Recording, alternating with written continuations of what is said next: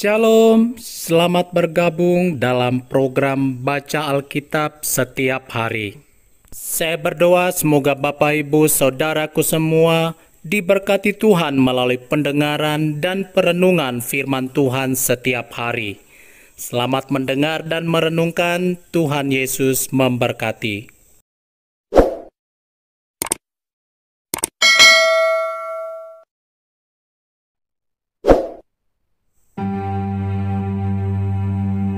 Yeremia pasal 21. Pembuangan Raja Zedekia diberitahukan.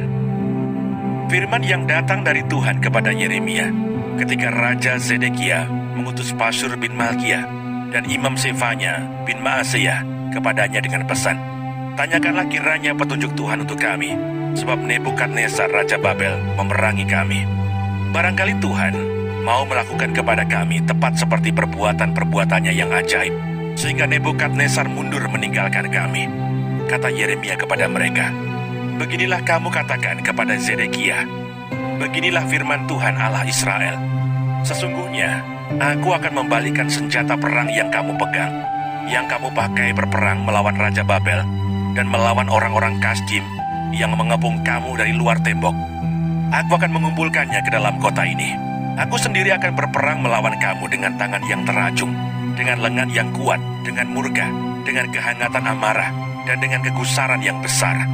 Aku akan memukul penduduk kota ini, baik manusia maupun binatang. Mereka akan mati oleh penyakit sampar yang hebat." Sesudah itu demikianlah firman Tuhan. Maka Zedekia Raja Yehuda dan pegawai-pegawainya dan rakyat di kota ini yang masih tinggal hidup dari penyakit sampar, dari pedang dan dari kelaparan, akan kuserahkan ke dalam tangan Nebukadnezar Raja Babel, yaitu ke dalam tangan musuh mereka yang berusaha mencabut nyawa mereka. Orang akan memukul mati mereka dengan mata pedang tanpa merasa sayang, tanpa belas kasihan, dan tanpa ampun. Tetapi kepada bangsa ini haruslah kau katakan, beginilah firman Tuhan. Sesungguhnya, aku menghadapkan kepada kamu jalan kehidupan dan jalan kematian. Siapa yang tinggal di kota ini akan mati karena pedang, karena kelaparan, dan karena penyakit sampar. Tetapi siapa yang keluar dari sini dan menyerahkan diri kepada orang-orang Kasdim yang mengepung kamu, ia akan tetap hidup. Nyawanya akan menjadi jarahan baginya. Sebab aku telah menentang kota ini untuk mendatangkan kecelakaan dan bukan untuk mendatangkan keberuntungannya. Demikianlah firman Tuhan. Kota ini akan diserahkan ke dalam tangan Raja Babel yang akan membakarnya habis dengan api. Nubuat melawan Raja Yehuda. Kepada keluarga Raja Yehuda, dengarlah firman Tuhan. Beginilah firman Tuhan, hai keturunan Daud. Jatuhkanlah hukum yang adil setiap pagi, dan lepaskanlah dari tangan pemerasnya orang yang dirampas haknya, supaya kehangatan murkaku jangan menyambar seperti api, dan menyala-nyala dengan tidak ada yang memadamkannya. Oleh karena perbuatan-perbuatanmu yang jahat, sesungguhnya aku akan menjadi lawanmu, hai kota yang di atas lembah, gunung batu di dataran. Demikianlah firman Tuhan. Hai kamu yang berkata, siapakah yang berani turun kepada kami? Dan siapakah yang berani masuk ke tempat perteduhan kami? Aku akan melakukan pembalasan kepadamu sesuai dengan hasil perbuatanmu. Demikianlah firman Tuhan. Aku akan menyalakan api di hutannya yang akan memakan habis segala sesuatu yang di sekitarnya. Yeremia pasal 22. Beginilah firman Tuhan. Pergilah ke istana Raja Yehuda dan sampaikanlah di sana firman ini. Katakanlah, dengarlah firman Tuhan, hai Raja Yehuda yang duduk di atas tahta Daud. Engkau, pegawai-pegawaimu dan rakyatmu yang masuk melalui pintu-pintu gerbang ini. Beginilah firman Tuhan. Lakukanlah keadilan dan kebenaran. Lepaskanlah dari tangan pemerasnya orang yang dirampas haknya. Janganlah engkau menindas, dan janganlah engkau memperlakukan orang asing, yatim dan janda dengan keras. Dan janganlah engkau menumpahkan darah orang yang tak bersalah di tempat ini. Sebab jika kamu sungguh-sungguh melakukan semuanya itu, maka melalui pintu-pintu gerbang istana ini akan berarak masuk raja-raja yang akan duduk di atas tahta Daud dengan mengendarai kereta dan kuda. Mereka itu pegawai-pegawainya dan rakyatnya.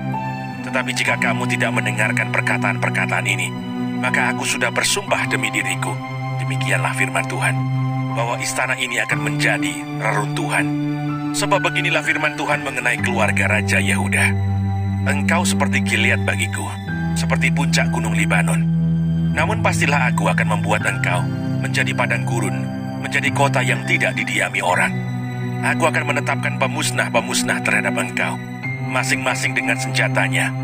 Mereka akan menebang pohon aras pilihanmu dan mencampakkannya ke dalam api. Dan apabila banyak bangsa melewati kota ini, maka mereka akan berkata seorang kepada yang lain, "Mengapakah Tuhan melakukan seperti itu kepada kota yang besar ini?" Orang akan menjawab, "Oleh karena mereka telah melupakan perjanjian Tuhan Allah mereka, dan telah sujud menyembah kepada Allah lain dan beribadah kepadanya." Nubuat melawan Raja Salum. Janganlah kamu menangisi orang mati, dan janganlah turut berduka cita karena dia.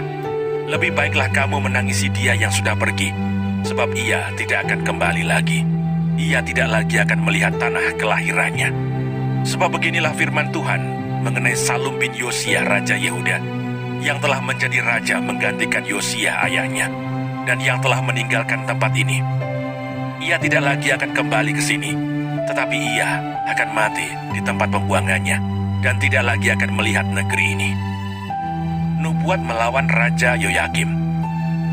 Celakalah dia yang membangun istananya berdasarkan ketidakadilan dan anjungnya berdasarkan kelaliman, yang mempekerjakan sesamanya dengan cuma-cuma dan tidak memberikan upahnya kepadanya, yang berkata, "Aku mau mendirikan istana yang besar lebar dan anjung yang lapang luas." Lalu menetas dinding istana, membuat jendela, memapani istana itu dengan kayu aras dan mencatnya merah. Sangkamu rajakah engkau jika engkau bertanding dalam hal pemakaian kayu aras? Tidakkah ayahmu makan minum juga dan beroleh kenikmatan? Tetapi ia melakukan keadilan dan kebenaran, serta mengadili perkara orang sengsara dan orang miskin dengan adil. Bukankah itu namanya mengenal aku? Demikianlah firman Tuhan. Tetapi matamu dan hatimu hanya tertuju kepada pengejaran untung, kepada penumpahan darah orang yang tak bersalah, kepada pemerasan dan kepada penganiayaan.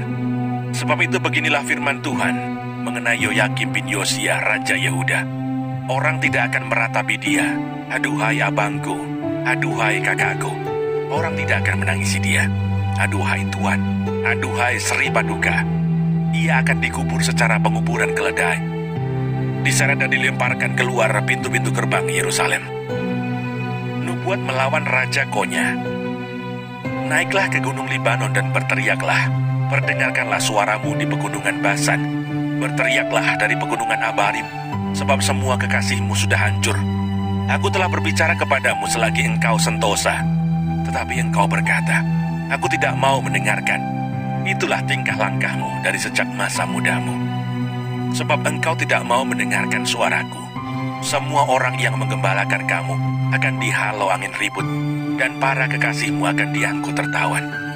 Pada waktu itu engkau akan menjadi malu dan bernoda dari sebab segala kejahatanmu.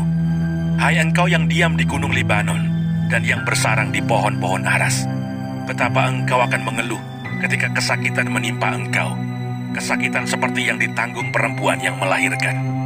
Demi aku yang hidup, demikianlah firman Tuhan, bahkan sekalipun Konya bin Yoyakim Raja Yehuda adalah sebagai cincin meterai pada tangan kananku, namun aku akan mencabut engkau. Aku akan menyerahkan engkau ke dalam tangan orang-orang yang berusaha mencabut nyawamu, ke dalam tangan orang-orang yang engkau takuti, ke dalam tangan Nebukadnezar Raja Babel, dan ke dalam tangan orang-orang Kasdim. Aku akan melemparkan engkau serta ibumu yang melahirkan engkau ke negeri lain, yang bukan tempat kelahiranmu. Di sanalah kamu akan mati. Tetapi ke negeri yang mereka rindukan untuk kembali ke situ, mereka tidak akan kembali. Adakah Konya ini suatu benda yang hina, yang akan dipecahkan orang, atau suatu periuk yang tidak disukai orang? Mengapakah ia dicampakkan dan dilemparkan ke negeri yang tidak dikenalnya? Hai negeri, negeri, negeri, dengarlah firman Tuhan. Beginilah firman Tuhan. Catatlah orang ini sebagai orang yang tak punya anak, sebagai laki-laki yang tidak pernah berhasil dalam hidupnya.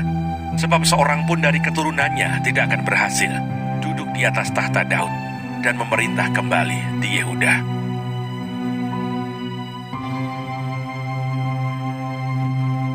Yeremia pasal 23. Janji tentang tunas Daud yang adil. Celakalah para gembala yang membiarkan kambing domba gembalaanku hilang dan terserak. Demikianlah firman Tuhan. Sebab itu beginilah firman Tuhan Allah Israel terhadap para gembala yang mengembalakan bangsaku. Kamu telah membiarkan kambing dombaku terserak dan tercerai-berai, dan kamu tidak menjaganya. Maka ketahuilah, aku akan membalaskan kepadamu perbuatan-perbuatanmu yang jahat. Demikianlah firman Tuhan. Dan aku sendiri akan mengumpulkan sisa-sisa kambing dombaku dari segala negeri kemana aku mencerai-beraikan mereka. Dan aku akan membawa mereka kembali ke padang mereka. Mereka akan berkembang biak dan bertambah banyak. Aku akan mengangkat atas mereka gembala-gembala yang akan menggembalakan mereka, sehingga mereka tidak takut lagi, tidak terkejut, dan tidak hilang seekor pun. Demikianlah firman Tuhan. Sesungguhnya waktunya akan datang, demikianlah firman Tuhan, bahwa aku akan menumbuhkan tunas adil bagi Daud. Ia akan memerintah sebagai raja yang bijaksana, dan akan melakukan keadilan dan kebenaran di negeri. Dalam zamannya Yehuda akan dibebaskan, dan Israel akan hidup dengan tentram. Dan inilah namanya yang diberikan orang kepadanya, Tuhan keadilan kita.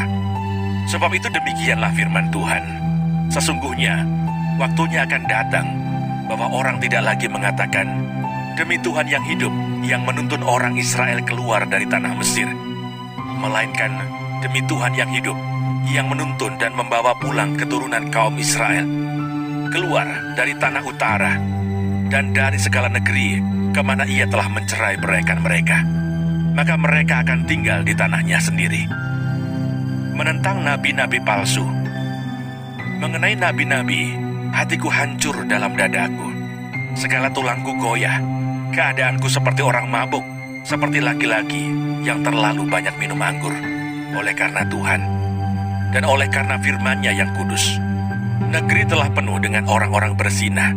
Sungguh, oleh karena kutuk ini, gersanglah negeri, dan layulah padang-padang rumput di gurun. Apa yang dikejar mereka adalah kejahatan, dan kekuatan mereka adalah ketidakadilan.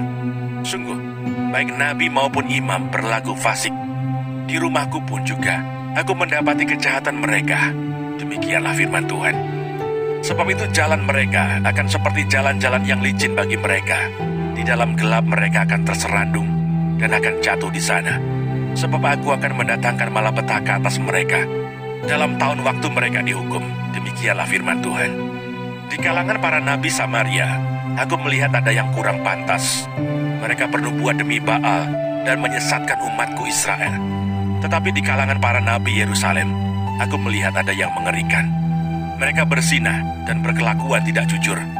Mereka menguatkan hati orang-orang yang berbuat jahat, sehingga tidak ada seorang pun yang bertobat dari kejahatannya. Semuanya mereka telah menjadi seperti Sodom bagiku, dan penduduknya seperti Gomora.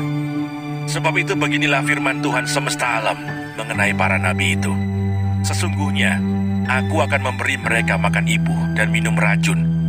Sebab dari para nabi Yerusalem telah meluas kefasikan ke seluruh negeri.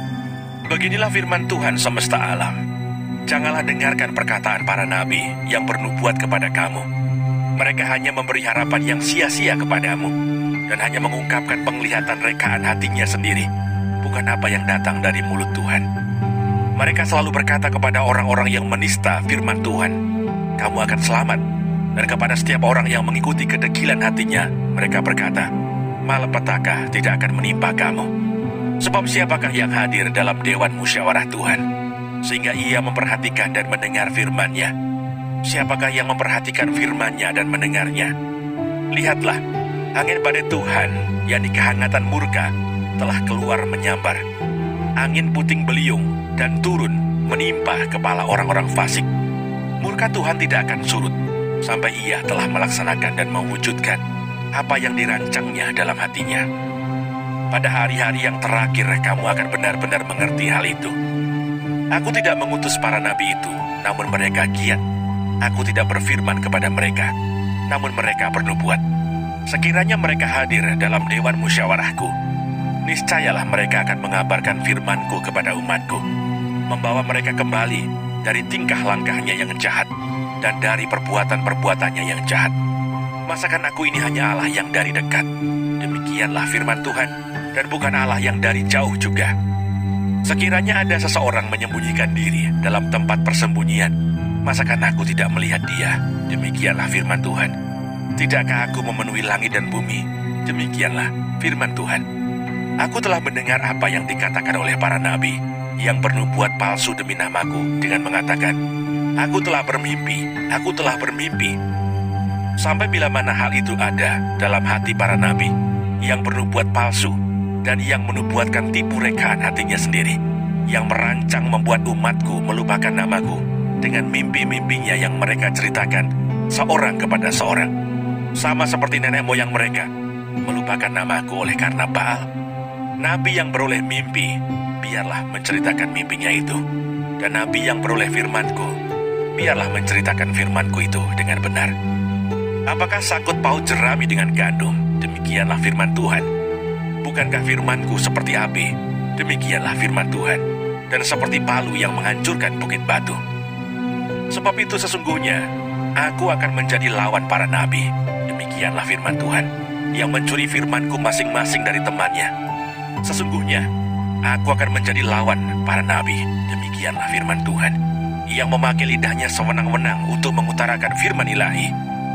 Sesungguhnya aku akan menjadi lawan mereka yang menubuatkan mimpi-mimpi dusta.